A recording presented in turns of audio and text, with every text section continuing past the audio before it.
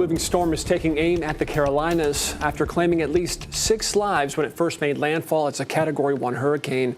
2 of those victims just children. ABC's Somara Theodore has more from South Carolina, where flooding remains a major concern. Officials say Debby could be a once-in-a-thousand-year storm. The storm is slowly moving back toward the Carolinas, where it's expected to make a second landfall tonight. Conditions deteriorating in South Carolina, the Ireland Creek and Waterboro flooding businesses. Despite the storm, people headed to the sand on Wrightsville Beach, North Carolina this morning. I thought it would be exciting to come down and see it happen for real. But with the rough surf, most people stayed out of the water. So far, so good. It's been a little bit windy. The weather's been good, though. Nobody at the hotel. North Carolina's governor deploying more than 350 soldiers and airmen from the National Guard and swift water rescue teams. We expect this storm to continue its slow, gradual approach, bringing multiple days of heavy rainfall and the potential for widespread and even severe flash flooding. Debby could gain a little more strength, bringing with it a rare high risk for flash flooding for much of the Carolinas, including Myrtle Beach, where shelves at this gas station are completely empty. I'm really nervous about it because I don't know what she's going to do.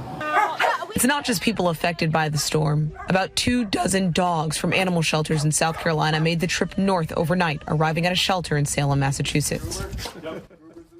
Debby is expected to push further inland here in Charleston and then crawl up the eastern seaboard through states like North Carolina, Virginia. The remnants making their way into the northeast by Friday, prompting concerns for flooding. Somara Theodore, ABC News, Charleston, South Carolina. And Virginia is under a state of emergency as Debby slowly inches north. At the oceanfront, emergency crews patrolling right now, making sure the resort city is prepared. Emily Harrison is live in Virginia Beach. So Emily, how are conditions there right now? Well, you can see behind me, there's not a ton of people at the Virginia Beach oceanfront right now, and for pretty good reason, as we've got this light rain situation going on right now. But that could be a different story come later tonight and especially tomorrow and Friday.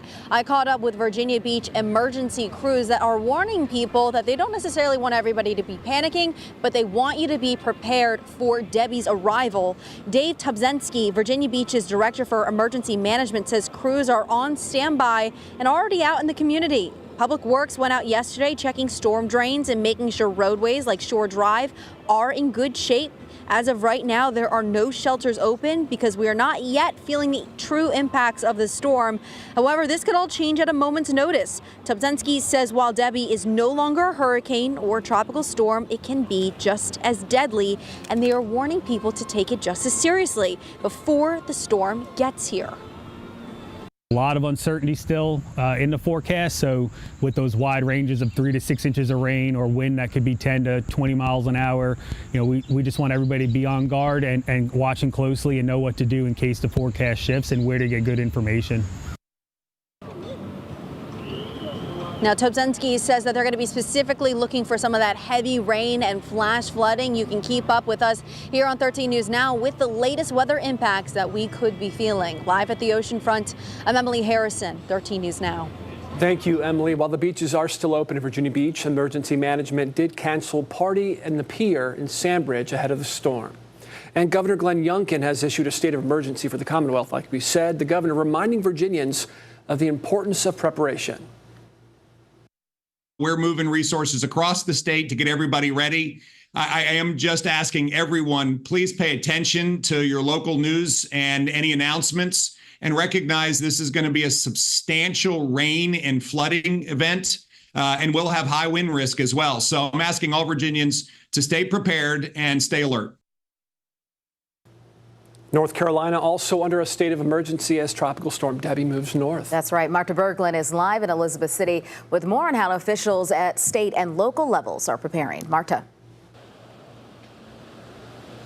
Well, the state of emergency declaration here in North Carolina triggers support at both the state and federal level. Governor Roy Cooper said today that more than 350 National Guard members are at the ready, as well as swift water rescue teams. Now, Tropical Storm Debby is expected to have the greatest impact on the southern part of the state, with up to 25 inches of rain forecasted in some areas. Here in Elizabeth City, emergency management officials say they expect rain and wind, but say the flooding shouldn't be out of the ordinary. Either way, they say if you're not prepared yet, time is ticking. The time to prepare for a disaster, though, I would say, is not during a state of emergency. We want people to prepare before that happens. But if you haven't prepared, there's still time right now.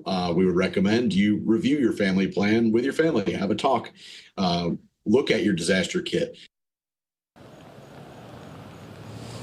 And officials encourage people not to call 911 during the storm for general questions. You can go to FIMAN, that's FIMAN.nc.gov to see rainfall totals and possible flood warnings for your area. You can also sign up for alerts there. Live in Elizabeth City, Marta Berglund, 13 News Now. It's also important to be careful while driving in these conditions. You can visit drivenc.gov for updated road condition information.